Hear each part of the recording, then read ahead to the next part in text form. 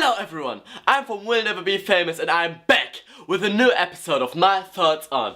This week's episode is related to last week, so if you haven't seen it yet, go watch it afterwards. But all you need to know for this episode is this short summary. Sometimes relationships are dumb because people break up.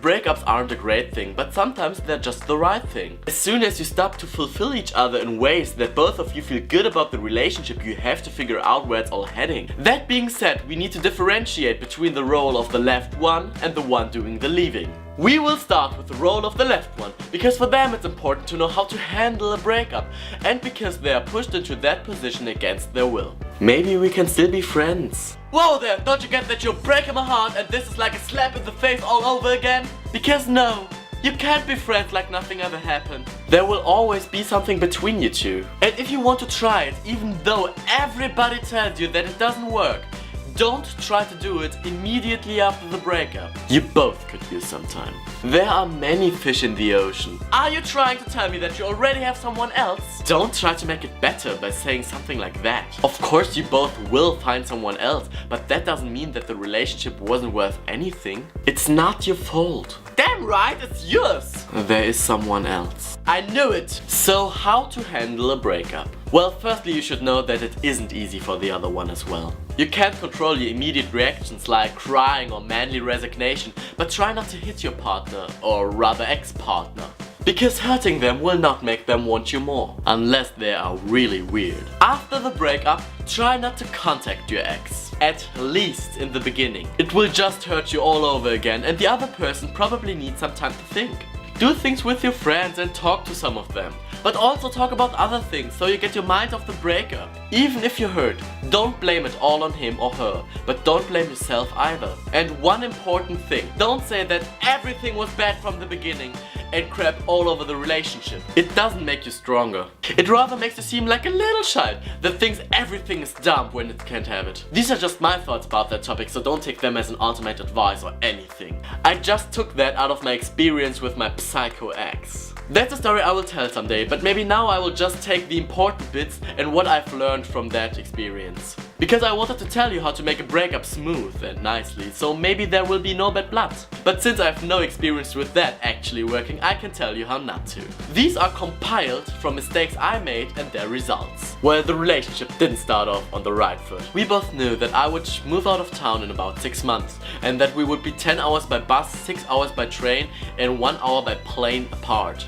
So we figured that we would break up then, because it was a new relationship and we didn't want to have one of those long distance shit things. But as the day came, we didn't want to break up either, so we decided we would still try it.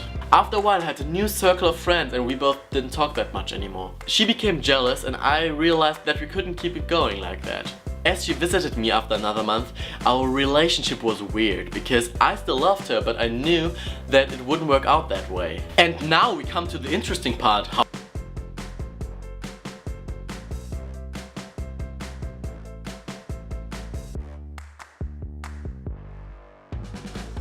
First, don't break up with someone if you're forced to stay together for another day and the other person doesn't know anyone else. Don't try to comfort the other person because they will discover that you are uncertain as well. Don't even try to be nice because they will keep calling and texting you as long as you write back, and their opinion of you is already shattered, so don't try to fix that. The story of my psycho ex continues, but that's for another day. Because I was dumb, she did everything what I told you what better not to do when you're the left one. But in a way it was my fault for letting her do all these things. Some more good advice. If you really want to be nice and not take advantage of the other person and give a crap about their feelings, don't dump someone and have sex afterwards. Maybe you're okay with it, but the other person is not. Another thing, don't dump someone after sex. That's just weird. And thirdly, don't dump someone during sex. That is just wrong. After the breakup, you will both need some time, so don't dive into another relationship. It won't fix what you miss. And last but not least, one thing my acting teacher said about relationships. If we are honest to ourselves, almost every time we leave someone, it's for the reasons we once loved them. I don't think it's true in the most cases, but it sounds nice. And be real about the reasons and don't use those dumb phrases. And these are my thoughts on breakups. Well, more what not to do when you break up.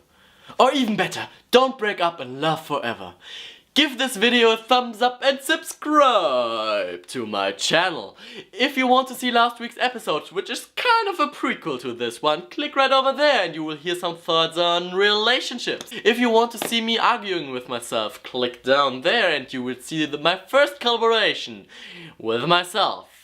And if you have questions, go to my Twitter account and use the hashtag #WillNeverAsk. So long, and may the force be with you. Ciao! Have you heard? Kirsty broke up with her boyfriend. She's single. Oh really? So finally I can... Whoops, no, she's in a relationship again. Damn it.